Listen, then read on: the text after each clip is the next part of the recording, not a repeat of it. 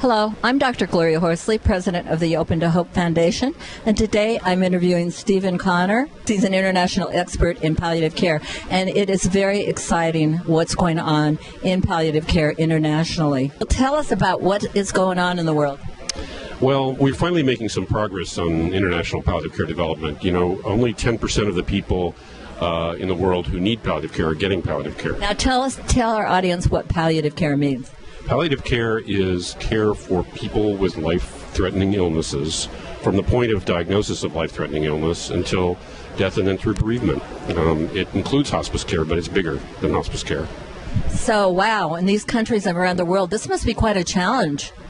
Yeah, particularly in low and middle income countries where the resources are so thin, to provide any health care, let alone palliative care. It reminds me in some of these countries how it was back in the early days when the U.S., when we were all in church basements and, just starting out, because there's passion and people are pioneers in every country that really want this to happen. Well, we've done an estimate actually for World Hospice and Palliative Care Day this year. We're going to have a focus on the team, the people who actually do palliative care.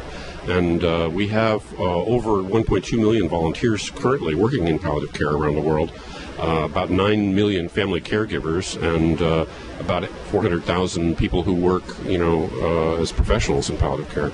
The focus really is where the unmet need is, which is in low and middle income countries. And what countries would those be? Well, pretty much all of Latin America, most of Asia, Central Asia, Africa.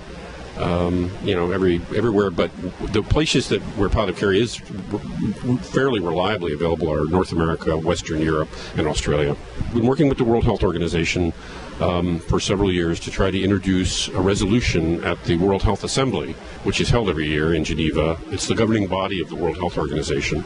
All countries send representatives, and in May in Geneva, they're going to be considering a resolution on palliative care for the first time ever. And that resolution includes everything that we've ever wanted from the World Health Organization in terms of support for palliative care. Well, thank you for your work, and thanks for being on the show today. For doing what you're doing and making more awareness for all of the work that's done around death, dying, bereavement, and palliative care. Well, thanks for watching our YouTube today. I'm your host, Dr. Gloria Horsley.